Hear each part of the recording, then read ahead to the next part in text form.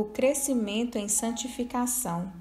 É seguro dizer que a maior preocupação que os apóstolos tinham em relação à vida daqueles que se encontravam sob seus cuidados era que eles vivessem vidas santas.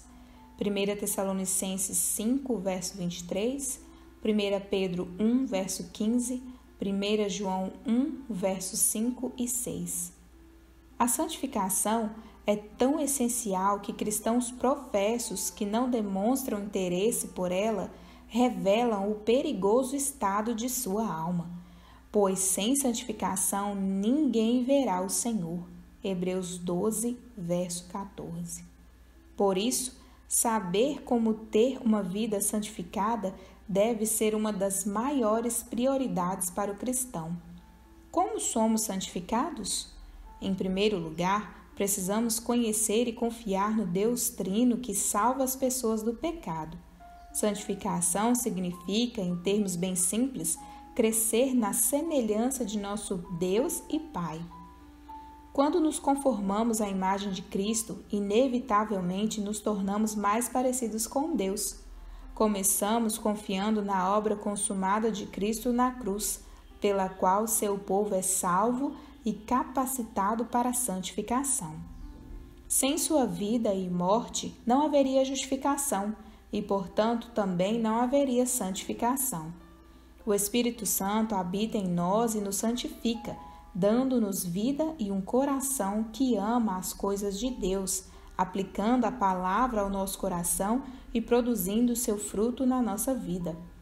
Sem o Deus Trino, todos nós estaríamos entregues ao nosso estado natural de morte nos nossos pecados e transgressões, nas garras de um inimigo triplo, Satanás, o mundo e o pecado que reside em nós.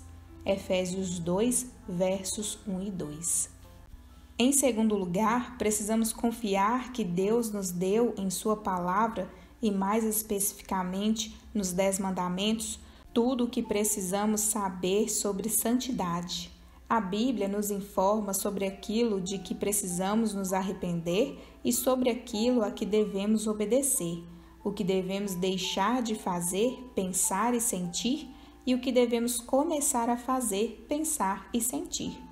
Isaías 1, versos 16 e 17, Romanos 13, verso 12, Efésios 4, versos 22 e 24.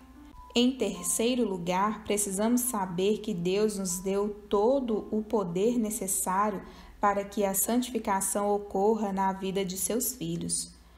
Em Efésios 1, versos 16 a 20, Paulo ora para que eles venham a conhecer Deus, a ter esperança, a conhecer as riquezas da glória de sua herança e a conhecer a riqueza do poder de Deus para os cristãos.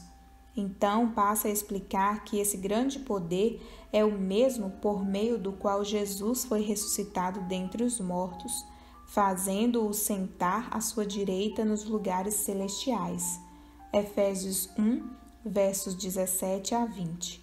Em quarto lugar, precisamos permanecer atentos a 2 grandes erros em relação à santificação: legalismo e liberalismo.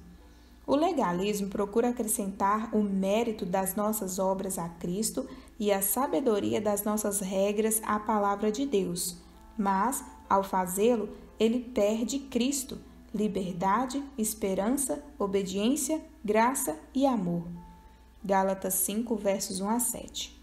O liberalismo distorce nossa liberdade em Cristo e a transforma em oportunidade para pecar, conduzindo à imoralidade de todo tipo, à adoração falsa, a conflitos em relacionamentos e à falta de autocontrole.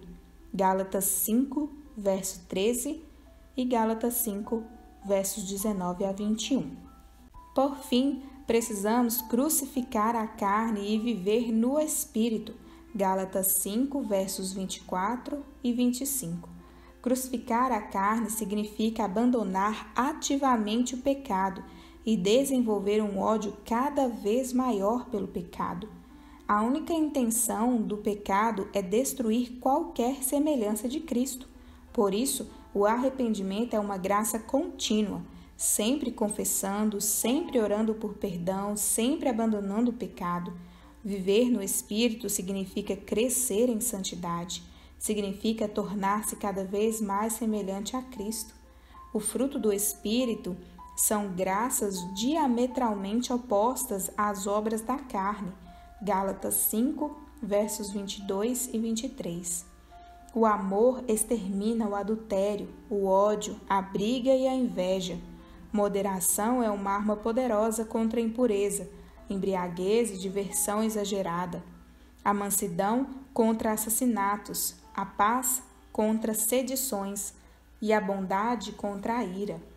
Essas graças não têm sua origem no coração humano, são uma consequência direta do Espírito que reside no cristão. Os cristãos são recebedores da graça, mas plenamente responsáveis por obedecer o mandamento de confiar no Senhor e de aproveitar os meios da graça para produzir esse tipo de fruto em abundância em sua vida. Assim, podemos entender nossa necessidade extrema do Deus Trino, de sua palavra sagrada e de sua mão poderosa, para que Ele nos guie graciosamente na graça da santificação, mantendo-nos longe das rochas perigosas do legalismo e dos abismos do liberalismo. Tudo para a glória de Deus.